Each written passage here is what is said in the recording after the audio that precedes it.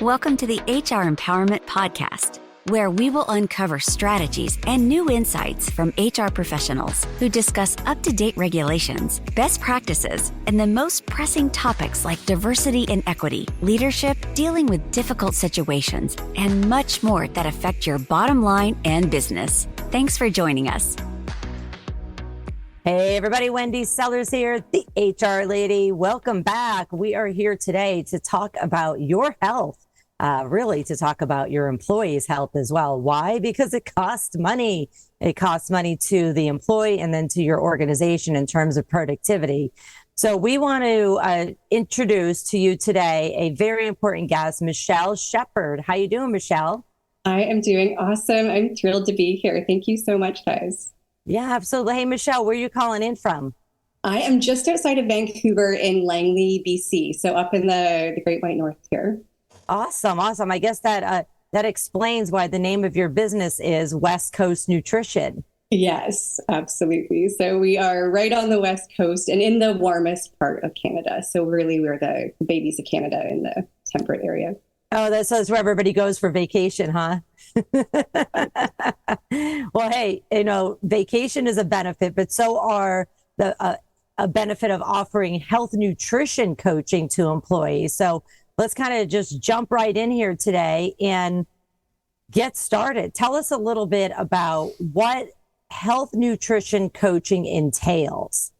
I love this question. And so I'm a dietitian by trade, which is kind of like the nurse or doctor of the nutrition world. But in my private practice, I kind of moved into the coaching piece, which is where we kind of bring me as the guide, looking at clients' health goals, looking at their team's health, and also bringing in the, how do you do it, right? So yes, health is important. Yes, knowing what to eat is important, but we all struggle with the, what do you do? How do you sustain it? When you're busy, when you're leading a team. And so building in that knowledge and education with the systems and the behavior and the how do we keep that change up is really where I get really excited to work both with my one-on-one clients and with my corporate partners, so with their teams or with their employees, and just get something more sustainable going. I have a question because this is all new to me. I mean, I think I know it, but then I'm getting ready for this podcast and I'm going, I don't really know. What's the difference between a health coach and a nutritionist? Are they both required to be a registered dietitian, which you are, or I have no idea? Explain it to me and to our listeners. It's a complicated question. So here in Canada, a dietitian is a protected title, like a registered nurse or something would be. In the States, that varies by state. So Washington is not regulated. So they have a registration body, but you don't have to be regulated to coach there. So in each state, some states, nutritionist or dietitian is protected, up to a certain level, like a degree and an internship. And some states, like your next door neighbor, could call themselves a nutritionist or dietitian, and that would be cool. So it really depends. So I will say, if you are looking, especially for like health support with yourself or your teams, make sure you check your state, whether it's regulated or not. Because if there's a health condition, you want someone who's got some like education and regulation behind them, and just do that so safely. And if your goal is just behavior change, you could probably do it with anyone. But yeah, there's a huge variety, and a health coach is not regulated anywhere. So, which I'm alone in the dietitians, but I don't actually think that's a bad thing. I think there's so much coaching and support and behavior that people need help with. But as long as everyone kind of stays in their lane, you just got to find the right one for you. Well, that's very interesting what the difference is across all the U.S. states and then across the entire country of Canada. I'm so glad I asked that because I would have never even figured that out. I thought in my mind, and maybe it's an advertising thing, as health coach, seems something to be more, I don't know, licensed and regulated. So important for our listeners to know, check out what your state regulations are. And then on top of that, I would just say, check out to make sure that somebody has the experience to be your health coach or your employee's health coach. I'm going to switch gears here a little bit because I don't want people to think JC's not here. I just kind of jumped right in here, and I'm testing out new microphones and everything today. So JC's in the background fixing everything for me. So JC, hey, how you doing? Did you know this about health coaches and what the wide variety of definitions are? You know, when I go to the end of the street, I can see Canada, and I see a whole umbrella of different rules over there, let me tell you. You know, it is fascinating from the Canadian perspective how you do have the opportunity to work with an RD to get the assessment, move into nutrition counseling, let that be weight management, monitoring, and support and collaboration, versus over in the States, it could be upsold as, just someone who's paying attention to the ho-hos at the grocer.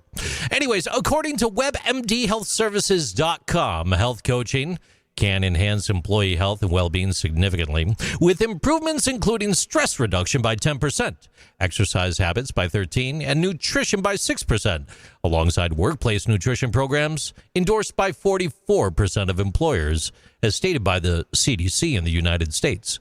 Now, again, that was focused on health coaching. What Michelle's bringing to the table is something much more detailed. Isn't that right, Michelle? It is. And I have to say, I love nutrition, and all of my programs do include that piece, right? I think when we look at a wellness program, whether it's personal for you to get your energy and your zinc back, or whether you're looking something with your team, movement, sleep, lifestyle, stress management, those are things that affect health outcomes. As much as I love food, and it's obviously close to my nerdy heart, it's really important to cover all of them. And I think any good practitioner should at least touch on them. It's one of my little soapboxes when I have interns, that you got to treat the whole person, right? It's so, so important. So I really like to dig into, yes, the food as the start, but that all of those things affect your hunger, your cravings, your impulse control. And so they're going to matter when it comes to changing how you eat or how your teams eat too. I love it. And talk to us a little bit. I will get into this a little bit more in detail in this five-part series today, but talk to us a little bit about how personalized nutrition guidance from a health coach or whatever it might be, depending on where you're located, is how does that affect an employee wellness program at a company?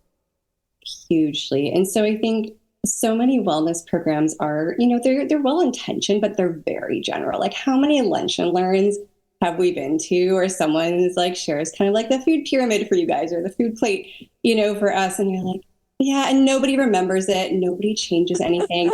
And that's really great. Like, for someone who has no experience and isn't eating well, like, yeah, but your team is probably doing better than that. They're looking for something more personalized and more unique. And I think the other piece is most of our teams, especially our management and our leadership, the people we pay the big bucks to do the big things, they're 35, 40 plus, right? What works for our bodies, very different from what worked when we were in our 20s and our early 30s. And I think being able to have both a practitioner and a program who's going to be able to adapt that and offer more timely to the person and the age group and the demographic information makes it engaging and change-making, versus they tick it off on their 30-minute meeting and they kind of go back to it. And the other part is, if we're thinking about absenteeism, and I know we'll get into the stats around that and healthcare costs later, we need that personalization of like what women need 35 plus for perimenopause to bring your numbers down for benefits and stuff like that. Hugely different than the basics of like, walk a little more, eat some vegetables. And so having that, the group piece be more personalized to your demographic. And then I always love when especially my executive teams, we do some one-on-ones as well. So your practitioner can get to know your people, but then you can also adjust it, right? Like if someone has diabetes, someone else is in perimenopause, that personalization and adjustment so that it really works for them, that's going to be where the cost savings and the employee wellness and that culture shift come from. So personalization is hugely important when it comes to food. Thank you for that. And in our next episode, we're actually going to cover cutting costs on healthcare.